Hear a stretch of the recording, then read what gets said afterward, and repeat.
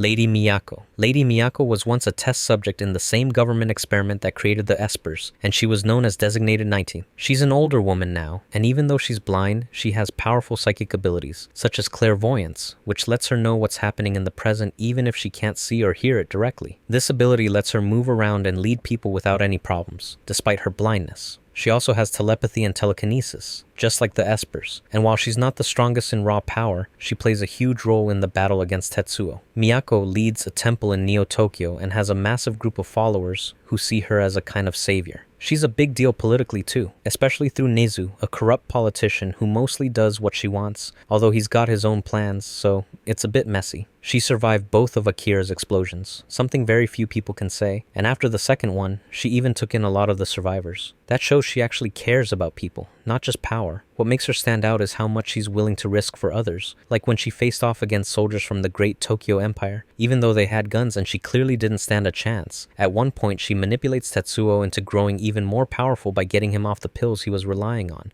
This wasn't just for his benefit, it was part of her larger plan, which ends up backfiring. Tetsuo eventually attacks her temple, and because their psychic powers clash so hard, it triggers a chain of events that leads to Tetsuo merging with Akira. Miyako dies in that attack, but her role in pushing things forward is huge. In the anime though, Miyako is basically a different character. They turned her into a random religious lady who runs around preaching about Akira's return. She doesn't have psychic powers, there's no mention of her being part of the original experiments, and she doesn't even have her number tattoo. Her story ends early when Tetsuo destroys a bridge and she falls to her death, believing he's Akira. So the anime kinda turns her into a side character with no real connection to the deeper story. Kiyoko. Kiyoko is designated number 25, and despite looking like an elderly child, she's actually in her 40s in the manga. That strange look is due to years of being pumped full of drugs meant to suppress her psychic powers. She's so physically weak that she spends most of her time in bed and is carried around by her friend Masaru. But don't let her fragile appearance fool you. Kiyoko is powerful, smart, and possibly the most spiritually aware of the Espers. She's got a calm and caring vibe, almost like a mother figure to the other Espers, Takashi and Masaru. Even Colonel Shikishima respects her a lot and treats her almost like a daughter. Kiyoko's main power is seeing into the future. Her visions come to her in dreams. She's also got teleportation abilities, telepathy, and can even possess people to communicate or act through them, like when she used K to try and stop Tetsuo. She's so frail she can't fight directly, but her powers make her incredibly valuable. In both the anime and manga, she's the one who warns the colonel about Tetsuo, saying he's going to destroy Neo-Tokyo. She even tries to kill Tetsuo to prevent that from happening. She and the other Espers use children's toys to disguise themselves during the assassination attempt, which fails after they're freaked out by the sight of Tetsuo's blood. After that, Tetsuo hunts them down and attacks the nursery, and it gets pretty intense. Kiyoko tries to talk him down, and when that doesn't work, she gives up Akira's location to protect everyone else. In the manga's final volumes, she helps Akira regain his humanity, and she's part of the group that stops Tetsuo with a massive psychic explosion. In the end, she gets restored to her true, youthful form and moves on to a higher existence with the other Espers. Takashi. Takashi might look like a small boy, but don't be fooled. He has a body that's way older because of the drugs they were given to control their powers. In both the anime and manga, Takashi comes off as super shy and quiet. He's not the type to pick a fight, and he even apologizes after defending himself. But when he needs to, he can bring the pain. He has strong psychic powers like telekinesis, and he's able to sense other psychics too. He's most famous for blowing up Mozu's brain in the manga when she tried to kill him. The psychic bond between the Espers is so deep that when Takashi dies in the manga, it psychically wrecks the others. It even pushes Akira over the edge and causes the destruction of Neo-Tokyo. In the anime version, which came out before the manga ended, Takashi doesn't die. Instead, he survives to the end and plays a pretty big role. He accidentally causes Tetsuo's motorcycle crash, which sets off the chain of events that lead to Tetsuo turning into a monster with god-level powers. That's why Takashi gets a lot of the blame for everything going downhill. His powers aren't as massive as Akira's or Tetsuo's, but he still has some major skills such as telekinesis, teleportation, and telepathy. At one point, he even jumps into a psychic blast just to save Kaneda. After the first Tokyo explosion caused by Akira, the survivors were locked away, aged by drugs, and monitored. He was kidnapped by rebels who thought he was Akira, and from there, the chaos just spiraled. Masaru. Masaru, also known as number 27, is one of the three Espers, alongside Takashi and Kiyoko. Out of the trio, Masaru is the one with the most serious presence. He's stuck in a floating wheelchair due to childhood polio, but that doesn't stop him from being a powerful psychic or stepping in as the group's main speaker when things get serious. He usually comes off as the leader leader, though Kiyoko is the one who makes the big decisions. He's got wrinkly, light purple skin and dark purple hair, and while he wears hospital clothes in the nursery like the others, you also see him in a sharp green suit early in the film when he joins the colonel to retrieve Takashi. Masaru's backstory is pretty rough. He was one of many kids taken by the government in old Tokyo to be used in secret psychic experiments, most likely for military use. He found Akira early on in a lab and eventually became friends with him, along with Takashi and Kiyoko. Out of all the kids, only these four survived the tests, which gave them psychic powers but also messed them up physically. Despite his physical condition, Masaru has some serious abilities. His main power is psychokinesis, and he's not shy about using it. He can make toys form a big mech-like body around himself and fight when needed, which he does during the attempted psychic assassination of Tetsuo. He also has clairvoyance, letting him locate other psychics, and telepathy to communicate with his fellow Espers. When Tetsuo starts to become a danger to the city, Masaru helps lead the psychic attack against him, hiding inside toys to sneak into Tetsuo's hospital room. But once Tetsuo starts bleeding, Masaru freaks out and backs off. He's terrified of blood, which shows he still has the mindset of a kid despite how powerful he is. Akira. Akira is the kid everything in Akira revolves around. He's only about 8 to 10 years old, but he's the most powerful psychic in the story. So powerful, in fact, that he accidentally wiped out all of Tokyo back in 1988. The world thought it was a nuclear attack, but it was really just Akira losing control of his abilities. That one event kicked off World War III. Before that, Akira was just another orphan taken in by the government for their top secret psychic experiment program. He was given the label number 28. Akira's power grew way faster than anyone expected, and the scientists couldn't keep up. Once Tokyo was destroyed, they didn't try to train him or help him. They dissected him. Literally, they took his body apart to try and figure out how he got so powerful. When they couldn't find any answers, they sealed up his remains in cryogenic containers and buried them underground to stop anything like that from ever happening again. Even though he was physically gone, the idea of Akira stuck around. Some people saw him as a godlike figure. In Neo-Tokyo, cults worshipped him, believing he was coming back to save or destroy the city. Politicians got involved too. Minister Nezu, one of the more shady characters, tried to use Akira's story to grab more power. He pushed a resistance group into trying to free Akira, even though the kid was long gone physically. Tetsuo Shima is a 15-year-old kid, kinda small and skinny that starts off short but gets long and wild after he gains powers. He used to be part of a biker gang called the Capsules with his childhood friend Kaneda. Tetsuo grew up in an orphanage and always felt like he was living in Kaneda's shadow. That built up a huge inferiority complex. He hated being treated like he was weak or needed help. On the outside, he acts tough and angry, but that's mostly to cover up how insecure he really is. Everything changes after he crashes into Takashi and is taken to a government facility. That accident wakes up some insane psychic powers that were hiding in him. Turns out those powers might have been passed down from his grandfather, who worked on the Akira project. Tetsuo goes from a regular teenager to a full-on psychic powerhouse almost overnight, but along with the powers come terrible side effects, painful headaches, and a complete mental breakdown. The Espers try to stop him, thinking he might trigger another disaster like Akira did, but they fail. After escaping the hospital, Tetsuo starts trashing everything in his way. He takes down the military, hurts civilians without a second thought, and even turns on Kaneda, who used to be like a brother to him. He's not just out for revenge, he wants to find Akira, thinking maybe he'll finally understand his powers, or how to control them. When he finally finds Akira's remains buried under Neo-Tokyo's Olympic Stadium, his powers spin completely out of control. His body mutates into a massive, grotesque blob of flesh and machine, and he starts to fall apart, literally and mentally. At the very end, the Espers call out to Akira, and he pulls Tetsuo into a new universe. It's not totally clear what happens to him, but the last thing you hear is Tetsuo saying, "I am Tetsuo," using the softer, more humble word for I in Japanese.